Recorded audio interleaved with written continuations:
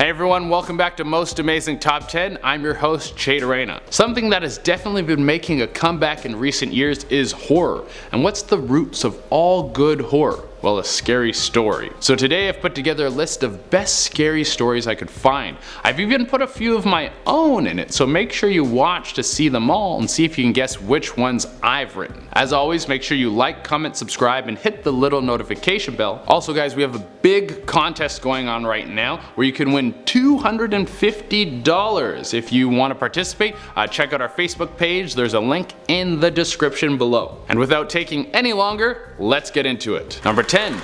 The home. We grew up in an old home in the 70s. It was probably over 100 years old when we moved in. I always remembered my mom never liked being home alone. She would always ask me to stay home if my dad wasn't around. I never noticed strange things happening in the home until I started to get a little older. Some things would go missing and books would fall off the shelves. My parents told me that they would often find me up late at night talking to someone. I remember playing with a small boy, but they insist that there was no one ever there. When I was 14, I was walking down the hallway of my house and I saw a man at the end of it. I had never seen him before and he was staring at me, grinning. I was frozen in place and that's when I felt a hand touch my shoulder.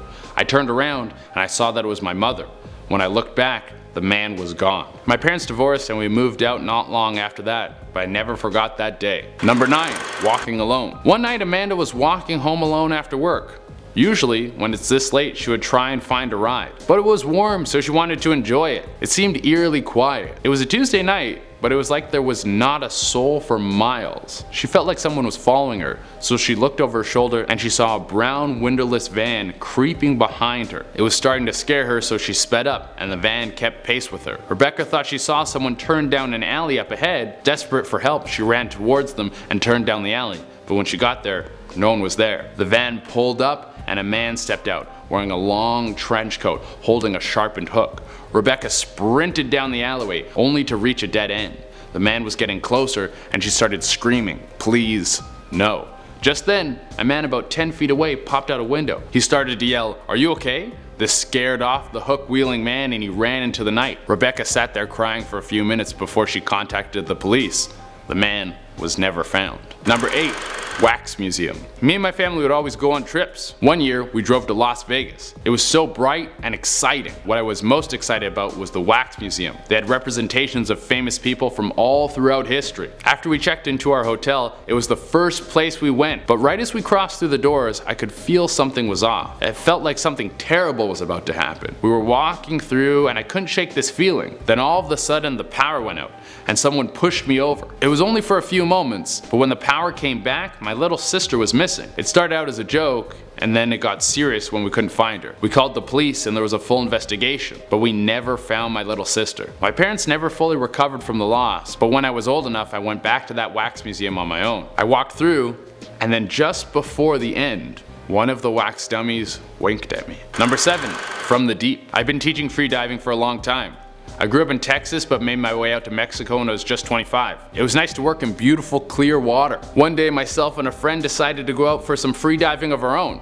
No students. We brought a spear gun so we could hunt some lobsters. We were just about to wrap up the day when my buddy thought he had saw something huge swim by. It might have been a manta ray, so we wanted to get a closer look. We dove down, but when we got close, we saw it. It looked like a man, but it had scaly skin and gills. And where the face should be, there was just a hole with sharpened teeth. We tried to swim away, but it grabbed my friend, put its hands around his neck. I could hear the bones snap. Then I saw more of them.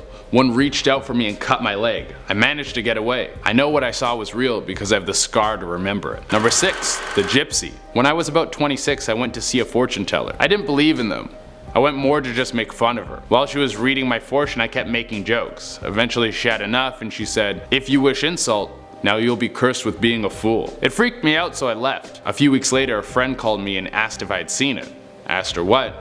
She said that pictures of me had been uploaded to the internet. Pictures of me I wouldn't want anyone to see. I tried to find out who didn't, but I never could. A week after that, I noticed my hair falling out and I started breaking out. I stopped going out because I was so embarrassed. I went back to see the fortune teller, but her office was now abandoned. On my way home, I slipped and fell, and instead of anyone helping me, they all just started laughing. Number 5. New student. Janelle had just moved into her dorm for freshman year. She was so excited unpacking all her things. She got everything set up all the way she wanted, and she was wondering why her dorm mate hadn't shown up yet. She didn't really think of it and went on with her day and went to check out the campus. She came back later that evening, and when she came into her room, most of her things were missing. Her clothes, her makeup, even pictures of herself. She went to campus security to tell them what had happened, but they told her that she had already filed a report. She argued with them, but they told her just to go back to her room and that they were working on it. When she got back to her room, the door was open. She slowly opened it all the way, and there was a girl in there crying.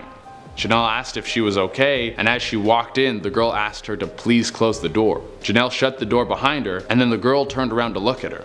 Janelle's heart sunk.